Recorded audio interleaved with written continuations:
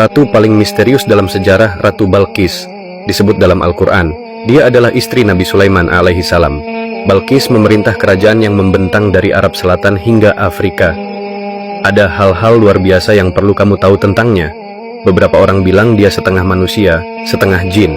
Mungkinkah Nabi Sulaiman yang punya kuasa atas para jin dan menyuruh mereka bekerja untuknya benar-benar menikahi seorang jin? Apa kata cerita-cerita Islam tentang ini? Bismillahirrahmanirrahim. Kami menceritakan kepadamu, Muhammad, kisah yang paling baik di antara kisah-kisah yang telah kami wahyukan kepadamu dalam Al-Quran ini, padahal sebelumnya kamu termasuk orang yang belum mengetahui. Surah Yusuf ayat ketiga. Para prajurit udah berkumpul dan nungguin inspeksi dari pemimpin mereka, yaitu Nabi Sulaiman. Ini adalah salah satu pasukan yang paling menarik dalam sejarah. Pasukan itu terdiri dari manusia, jin, burung, dan hewan lainnya. Bahkan angin pun bisa membawa Nabi Sulaiman alaihi salam kemanapun dia mau. Pasukan manusia termasuk prajurit yang jalan kaki dan naik kuda. Prajurit jin enggak kelihatan oleh mata manusia.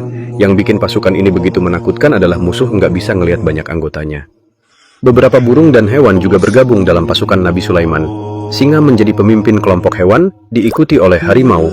Pasukan burung termasuk banyak elang dan falcon.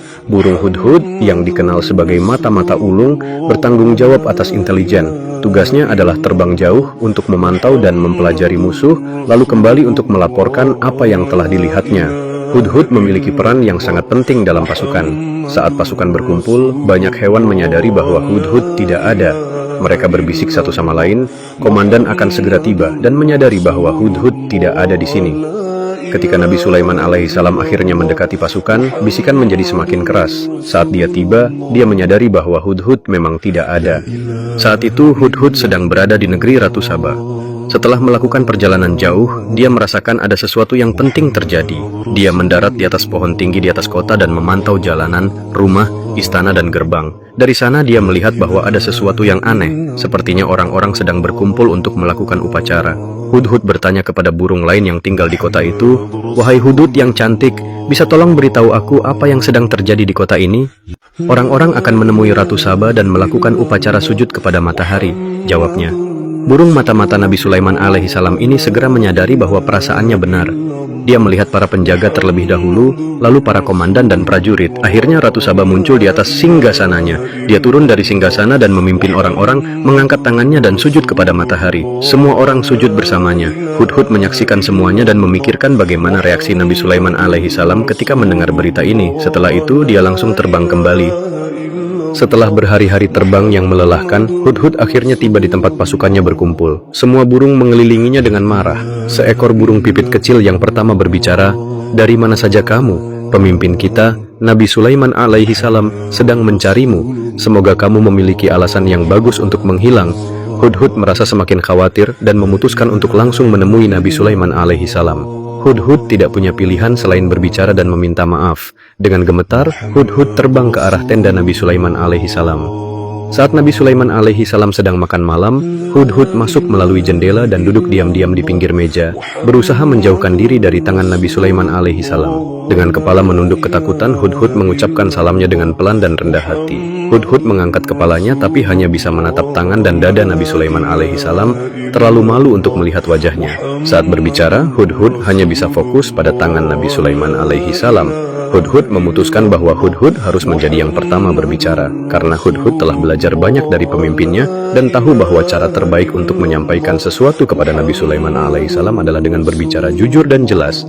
Maka Hudhud berkata, "Tuanku, saya membawa berita penting tentang orang-orang yang tidak Anda kenal di negeri yang jauh. Saya melihat seorang wanita memerintah orang-orang Saba. Dia duduk di singgasana yang hebat dan memiliki semua yang orang inginkan. Namun saya melihat bahwa dia dan orang-orangnya sujud kepada matahari, bukan kepada Allah. Setan telah membuat tindakan mereka terlihat bagus bagi mereka." Kata-kata ini sangat kuat.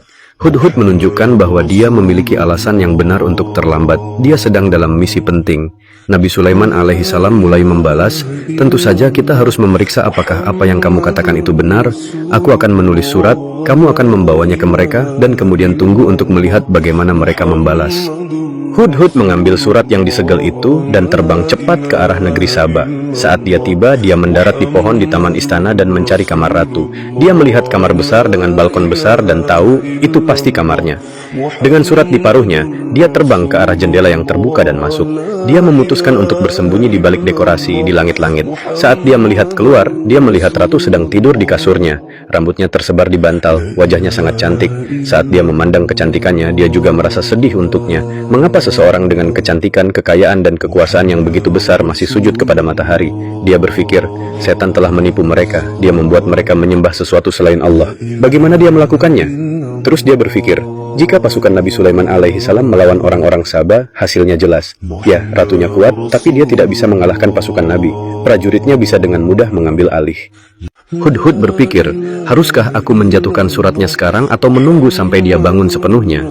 Dia tidak tahu apa yang tertulis di surat itu. Saat dia sedang berpikir, suratnya tiba-tiba jatuh dari paruhnya dan jatuh ke kasur ratu. Ratu membuka matanya dan menemukan surat di depannya. Dia cepat-cepat melihat sekeliling, tapi tidak melihat siapapun. Merasa takut, dia membuka suratnya dan membacanya pelan-pelan. Pesan ini dari Nabi Sulaiman alaihi salam, atas nama Allah yang Maha Pengasih, Maha Penyayang. Aku mengundang kamu untuk percaya pada satu Allah. Jangan bertindak sombong terhadap aku. Datang kepada aku dan berserah diri. Ratu menjadi marah dan melihat sekeliling lagi untuk melihat siapa yang membawa surat itu. Saat dia tidak melihat siapapun, amarahnya semakin besar. Dia memanggil para penjaganya dan berkata, siapa yang berani masuk ke kamarku? Siapa yang melakukan ini? Para penjaga terkejut. Mereka mengatakan kepada ratu bahwa tidak ada yang masuk ke kamar. Mereka bilang mereka memegang pedang di tangan dan mata mereka terbuka sepanjang waktu. Mereka bersumpah bahwa tidak ada yang datang dekat kamar ratu. Sementara itu burung Hudhud bersembunyi di celah kecil di atas dan mendengarkan semuanya. Ratu Balkis berteriak, lalu dari mana surat ini datang? Sambil mengangkat suratnya di tangannya, para penjaga mencoba menebak bagaimana surat itu bisa sampai, tapi tidak ada dari mereka yang melihat siapapun membawa itu. Mereka bingung dan tidak tahu harus mengatakan apa. Ratu Balkis segera mengadakan rapat darurat dengan dewan. Dewan berkumpul dengan Ratu Balkis memimpin rapat. Dia berkata, wahai para penasihatku, aku telah menerima surat yang sangat penting. Ini dari Nabi Sulaiman alaihi salam. Dia memulai suratnya dengan nama Allah yang Maha Pengasih dan Maha Penyayang. Dia menyuruh aku untuk datang kepadanya tanpa kesombongan. Menurut kalian apa yang harus kita lakukan? Salah satu penasihat berkata, itu artinya Raja Sulaiman alaihi salam mau kita berserah diri kepadanya. Itu kedengarannya seperti ajakan perang. Ayo kita lawan. Yang lain berkata, kita kuat dan berkuasa. Ayo kita tunjukkan kekuatan kita kepadanya dan pergi berperang. Kebanyakan anggota dewan setuju dengan pendapat yang suka perang ini. Tapi seorang penasihat yang bijak tiba-tiba bertanya, di mana utusan yang membawa surat ini? Cuman dia yang bisa membantu kita memahami maksud sebenarnya Nabi Sulaiman alaihi salam. Ratu Balkis menjawab bahwa dia tidak tahu. Dia bilang dia menemukan surat itu di kasurnya saat dia bangun. Salah satu penasihat terus berbicara, ini agak menyeramkan. Aku sarankan kita menunggu. Jika Nabi Sulaiman alaihi salam bisa mengirim surat dengan cara yang aneh dan kuat seperti itu tanpa utusan, terus siapa yang tahu seberapa kuat dia dalam perang? Jadi kita harus menunggu dan melihat. Kemudian Ratu Balkis berbicara, ketika raja menyerang suatu negeri, mereka menghancurkan semuanya dan mengubah orang-orang terhormat menjadi lemah. Aku takut sesuatu seperti ini bisa terjadi pada kita. Jadi aku sarankan kita mengirim hadiah dengan para utusan. Lalu kita tunggu dan melihat balasan apa yang kita dapatkan. Tidak ada yang menolak, jadi sarannya diterima.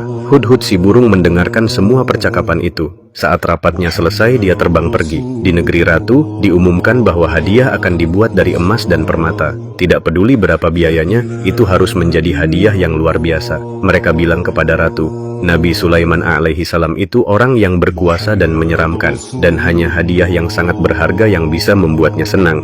Masa depan kita tergantung pada belas kasihannya. Para seniman kerajaan mulai bekerja siang dan malam untuk membuat hadiah spesial ini. Mereka menggunakan banyak bahan berharga.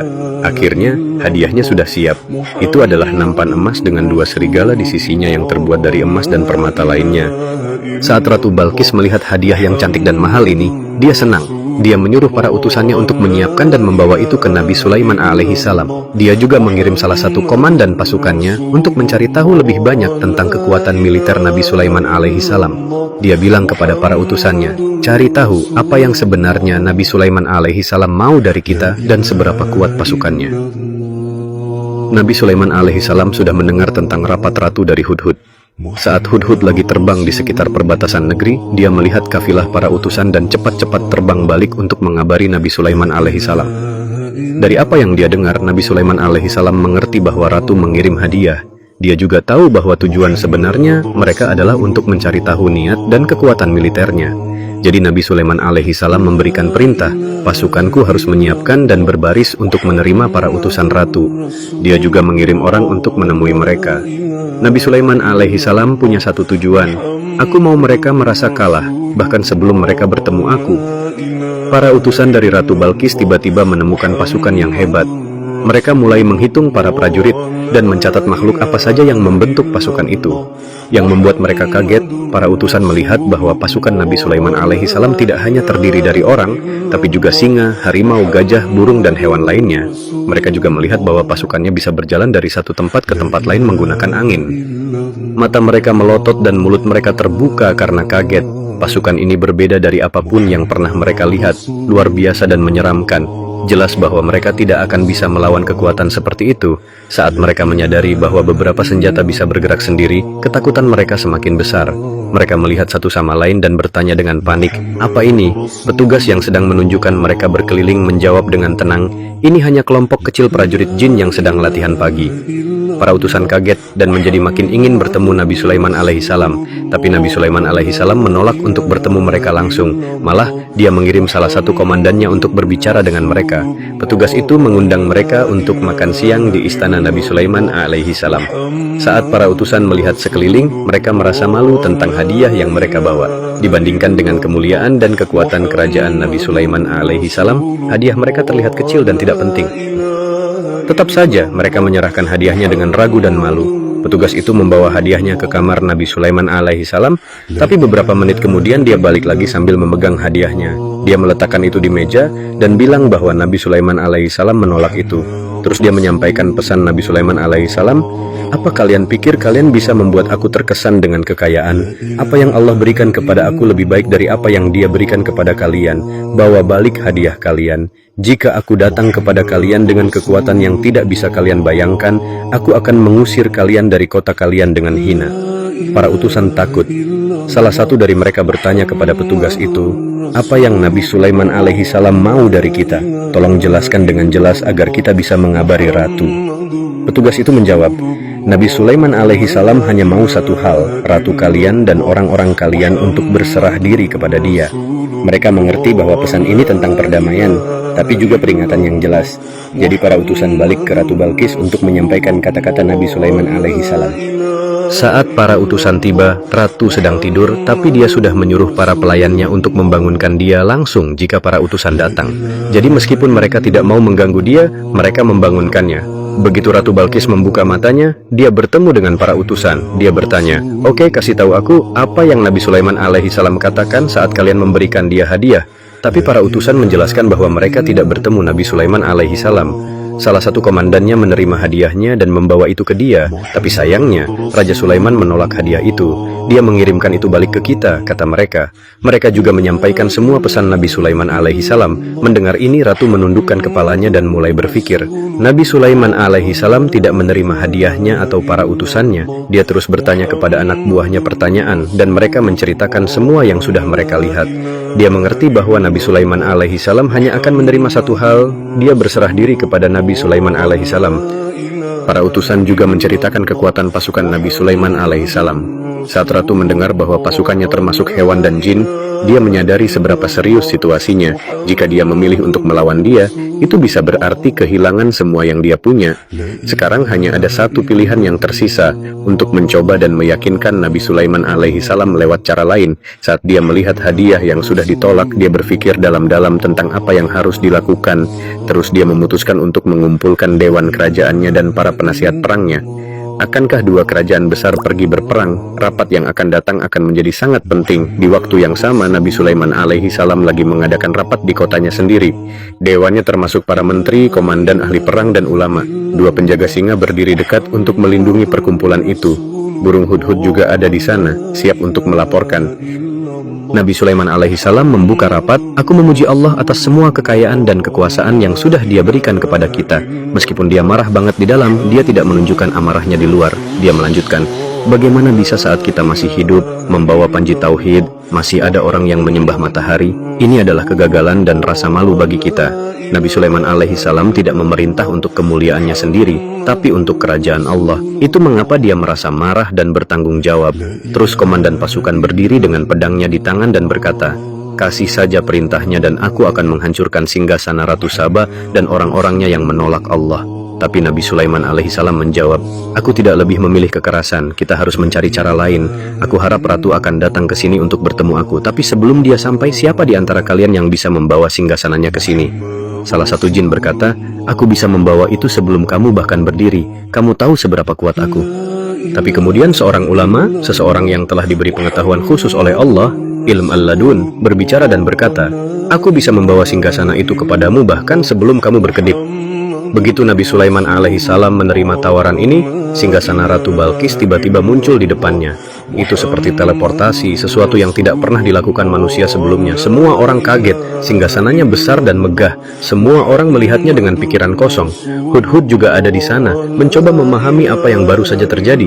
Sementara itu di kota Sabah, Dewan Kerajaan dan Perang sudah berkumpul. Ratu Balkis memimpin rapat. Semua orang di ruangan terlihat pucat dan kaget. Ratu berbicara dengan suara lelah, "Hari ini kita menghadapi situasi yang sangat sulit. Raja Sulaiman mau kita menyerah kepadanya. Dia mengancam akan menghancurkan kekuatan kita. Aku meminta kalian untuk membantu aku mencari solusi." Para penasihat setuju bahwa mungkin hanya Ratu sendiri yang bisa pergi ke Nabi Sulaiman alaihissalam dan menawarkan dia hadiah yang lebih besar. Mungkin itu akan menyebabkan perdamaian. Tapi mereka juga bilang, jika dia menolak hadiah-hadiah ini juga berarti perang akan menjadi satu-satunya pilihan kita. Dan perang ini bisa menghapus kita dari sejarah. Semua orang melihat Ratu Balkis sebagai harapan terakhir mereka. Jadi Ratu memutuskan untuk mengambil risiko dan pergi ke istana Nabi Sulaiman alaihissalam secara langsung. Persiapan dimulai. Hadiah-hadiah baru yang lebih cantik dan mahal direncanakan untuk dia. Nabi Sulaiman alaihissalam tahu bahwa Ratu memiliki ide yang salah tentang kekuatan dan kemajuan. Dia bangga dengan industri dan teknologi negaranya. Tapi Nabi Sulaiman alaihissalam mau mengajarinya kebenaran yang penting. Kehebatan sejati dan kemajuan yang benar datang hanya di bawah panji tauhid, kepercayaan pada keesaan Allah. Tanpa kepercayaan pada Allah, sistem apapun pada akhirnya akan runtuh. Jika kamu kehilangan dunia tapi mendapatkan Allah, kamu menang. Tapi jika kamu mendapatkan seluruh dunia dan kehilangan Allah, apa gunanya? Nabi Sulaiman alaihissalam sebagai nabi yang bijak tidak hanya membawa singgasananya, tapi juga memberikan perintah untuk mengubah desainnya. Saat Nabi Sulaiman alaihissalam melihat simbol matahari di singgasana, dia berkata, "Betapa bodohnya seseorang untuk menyembah matahari. Bahkan jika mataharinya terbuat dari emas, sujud kepadanya tetap saja omong kosong." Dia menyuruh bagian-bagian dari singgasana untuk diubah. Desain ulang singgasana dimulai sesuai dengan instruksinya. Di waktu yang sama, Ratu Balkis sedang menyelesaikan persiapannya. Dia menyuruh kafilah untuk diatur untuk berjalan bersama dia. Sementara itu, Nabi Sulaiman alaihissalam memanggil arsitek terbaik di kerajaannya dan berkata, "Kamu tahu mengapa aku memanggil kamu? Aku mau istana dibangun di atas air, sesuatu yang terlihat seperti istana mengambang. Pintu masuknya harus transparan, jadi siapapun yang melihat ke bawah berpikir itu hanya air." Arsitek itu menjawab, "Jika itu yang kamu mau, haruskah aku menggunakan kaca murni untuk lantainya jadi air di bawahnya bisa terlihat dengan jelas?" Nabi Sulaiman alaihissalam berkata, "Iya, itu akan sempurna. Bisa kamu beritahu aku berapa lama konstruksinya akan selesai?" Arsitek itu menjawab, "Jika kamu mengizinkan para jin untuk membantu, itu akan selesai dalam 2 minggu. Jika manusia yang membangun, itu akan butuh waktu lebih lama." Nabi Sulaiman alaihissalam setuju. "Aku akan menyuruh para jin untuk membantu kamu. Tapi aku mau lantainya persis seperti yang kamu deskripsikan. Kaca bening jadi air di bawahnya terlihat sepenuhnya." Arsitek itu terus bertanya, "Apa kamu punya permintaan lain untuk langit-langit atau dindingnya, tuanku?" Nabi Sulaiman alaihissalam menjawab, "Menurutmu?" Arsitek itu berkata, "Aku pikir langit-langitnya juga harus terbuat dari kaca. Dengan begitu, sinar matahari akan memantul di air dan menciptakan pemandangan yang indah. Aku juga menyarankan untuk membuat dindingnya dari cermin." Nabi Sulaiman alaihissalam senang dengan ide itu dan langsung menyuruh arsitek untuk mulai kerja. Arsitek mulai membangun istana. Tidak lama, struktur yang luar biasa itu mulai naik di atas air. Saat Ratu Balkis mendekati negeri Nabi Sulaiman alaihissalam, Hudhud lagi menunggu dia di perbatasan dengan seorang petugas. Di jalan, Ratu mulai menyadari hal-hal aneh. Cerita-cerita yang para utusannya ceritakan ke dia itu benar. Negeri ini penuh dengan keajaiban. Makin dekat dia ke istana, makin kaget dia. Dia melihat bagian dari pasukan Nabi Sulaiman alaihissalam, dan itu adalah pasukan yang paling kuat. menyeramkan, dan aneh yang pernah dia lihat. Ketakutan dia makin kuat, jantungnya berdebar kencang dan dia hampir tidak bisa bernapas. Kekuatan ini seperti bukan manusia, itu harus didukung oleh kekuatan ilahi. Sekarang, setelah melihat semua ini, dia mulai meragukan kehebatan dan kemajuan kerajaannya sendiri. Saat dia sampai kota, kepercayaan dirinya goyah, harga diri dan egonya mulai runtuh. Ketakutannya perlahan berubah menjadi kagum, dan tidak lama lagi dia akan masuk ke istana yang luar biasa yang sudah dibangun Nabi Sulaiman alaihissalam. Pemandangan yang dia temukan berbeda dari apapun yang pernah dia lihat. Kerajaan Nabi Sulaiman alaihissalam tidak hanya dibangun dengan kekayaan dan kemuliaan, tapi juga penuh dengan keindahan yang luar biasa dan detail artistik. Pilar-pilar emas, pintu yang didekorasi dengan batu-batu berharga, dan karya seni buatan tangan di setiap sudut membuat matanya silau. Tapi bagian yang paling membuat terkesan adalah lantai pintu masuk istana Nabi Sulaiman alaihissalam. Itu terbuat dari kaca. Di bawahnya mengalir air jernih. Itu bersinar begitu terang sampai terlihat seperti kolam yang dalam. Saat Ratu Balkis perlahan berjalan ke arah istana, dia mengira lantainya itu air. Jadi dia mengangkat gaunnya agar tidak basah, dan di saat itu kakinya terlihat. Sekarang kita sampai ke bagian yang paling misterius. Menurut beberapa sumber lama, Nabi Sulaiman alaihissalam punya alasan rahasia untuk membangun lantai kaca. Itu bukan hanya untuk keindahan atau pajangan, itu adalah ujian. Kenapa? Karena sebagai nabi yang bisa mengendalikan jin, Nabi Sulaiman alaihissalam sudah menerima beberapa informasi tersembunyi. Ada bisikan bahwa Balkis mungkin bukan manusia biasa. Beberapa percaya bahwa dia setengah manusia, setengah jin. Nabi Sulaiman alaihissalam tahu sifat jin dengan baik. Dia juga tahu bahwa jin biasanya memiliki kaki yang berbulu. Itu mengapa dia membuat lantai kaca yang kinclong terlihat seperti air, untuk membuat Balkis mengangkat gaunnya. Di saat itu, dia bisa melihat kakinya dan memastikan kecurigaannya.